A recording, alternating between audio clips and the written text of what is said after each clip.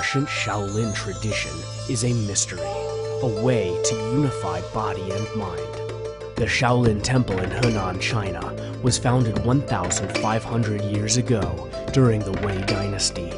It is renowned throughout the world as the ancestral home of Chan Buddhism and Shaolin Gong Fu. Gong Fu is a Chinese term for skill, or art that requires dedicated practice to master and has become synonymous with martial arts.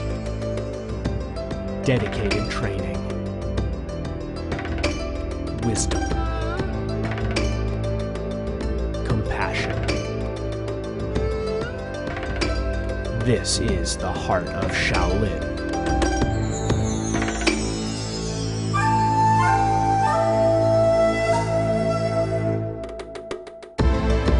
To practice the Shaolin arts is to become one with the heart of Shaolin, to become a master of yourself,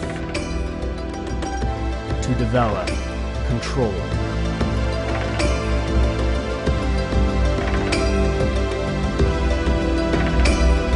balance,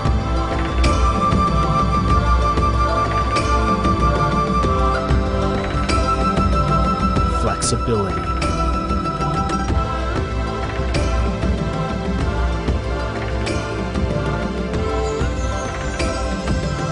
speed and agility,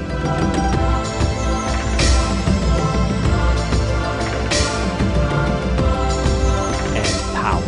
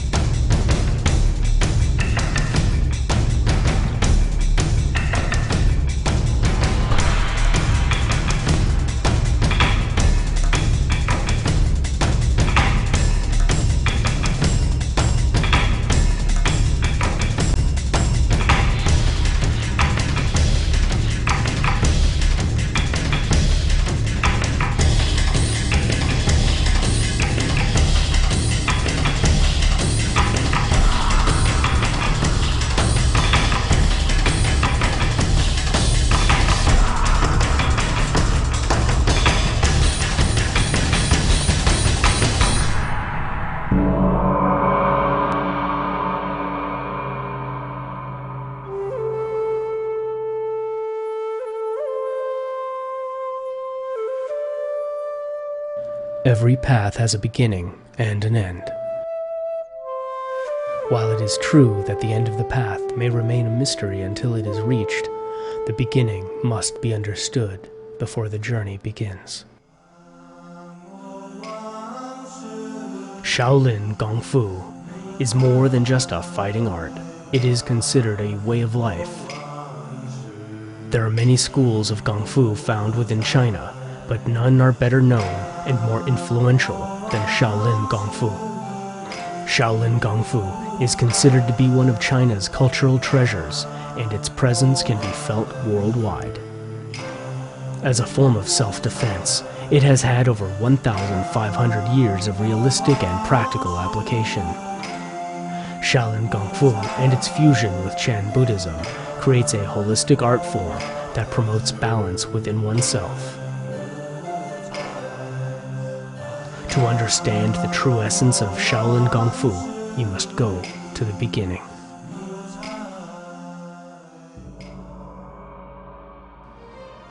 On the northern China plains, there are 5 holy mountains. Mount Song in Dengfeng County in Henan Province is in the center of the holy mountains, so it is also known as the Middle Holy Mountain. Emperor Wu Di of the Han Dynasty visited this mountain in 110 BC. Since then, emperors of succeeding dynasties either came in person or sent special envoys to pay homage to Mount Song. Many memorial halls, Buddhist and Taoist temples, stone arches, and inscribed tablets have been erected over the years. At the foot of Mount Song is Shaolin Monastery. In 496 AD, Emperor Wendi of the Northern Wei dynasty built Shaolin Monastery for the Indian Buddhist monk named Batuo. In 527 AD, another Indian monk, Bodhidharma or Damo, arrived at Shaolin Monastery. Damo brought the Greater Vehicle sect, which practiced deep meditation and sitting posture, keeping the mind as tranquil and unaffected as a wall.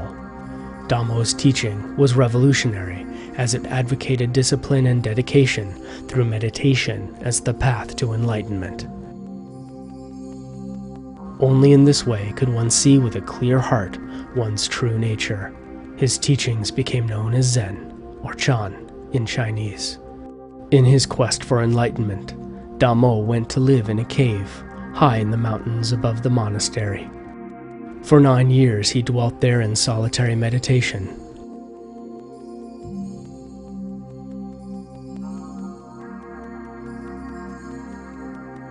During this time, to relieve fatigue, he took up daily exercise, using choreographed movements and deep breathing. Gradually, these evolved into Shaolin Kung Fu. Upon his return to the monastery, he found that the monks lacked the physical and mental stamina needed to perform even the most basic of Buddhist meditation practices. Damo instructed them in the exercises he had developed, and soon the monks of Shaolin undertook the ritual exercise. In a brutal land, a peacekeeper must be pure of heart. The Shaolin monk could use violence only to purge evil. To take up arms otherwise was forbidden. The main aim of those who train in this art is the promotion of health and strength. To master Kung Fu would require unrelenting concentration of mind and body.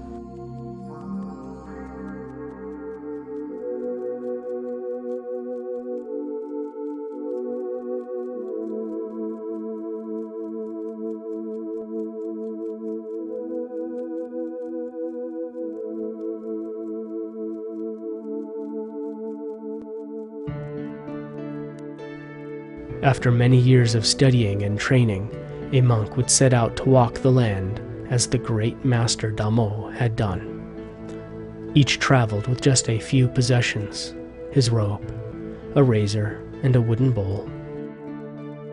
As they journeyed, the wisdom of Shaolin spread far throughout and beyond.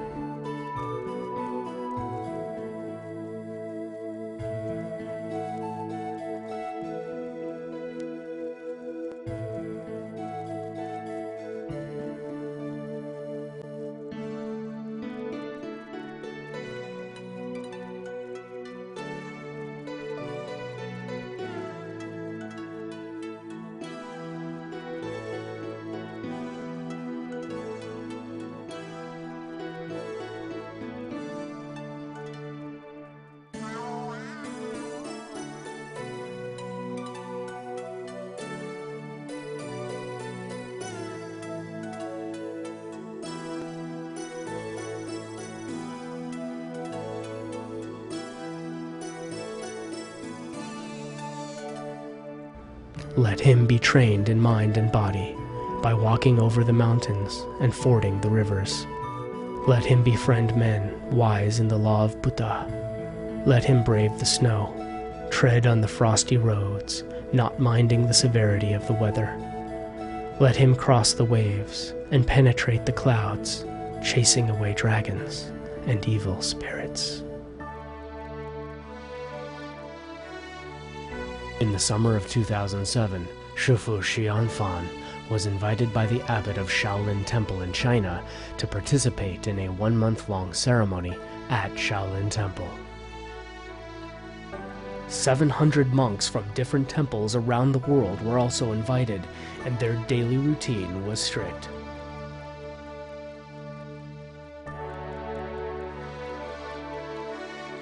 At the end of the month, what began as nearly 700 participants was reduced to only 100 monks being scheduled to receive Jeba. Shi Yan Fan recalls how he was told of the news. One day, the abbot called me away from the regular activities. He wanted me to come to his room alone, because he had special guests he wanted to introduce to me.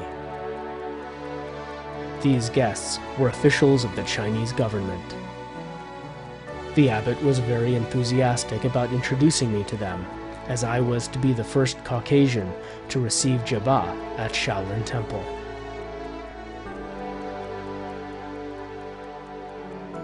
The Jabba is an ancient ceremony that had been banned some 300 years ago due to the painful suffering its participants endured. The government has partially lifted this ban, but only for those who were deemed mentally and physically prepared to undergo the ritual. Yan Fan says it's a special honor to receive Jabba, which shows everyone that you are living your life with the Shaolin principles. Yan Fan knew he was prepared to receive the marks, but what he didn't know is that the abbot had chosen him to be the first of his group to do so. Sticks of incense, approximately 2 inches long and 1/4 inch in diameter, are affixed to the head with a paste. 3 sticks are placed horizontally at about the hairline. 3 more are placed above that, and then a third row of 3 above that. The participant is on his knees, facing a statue of Buddha. 2 monks hold the head while another burns the incense, which burn for approximately 5 minutes. The last 2 minutes are very painful because the fire burns through the skin. Yan Fan says that of the 100 who were supposed to receive the marks, only 43 actually did it.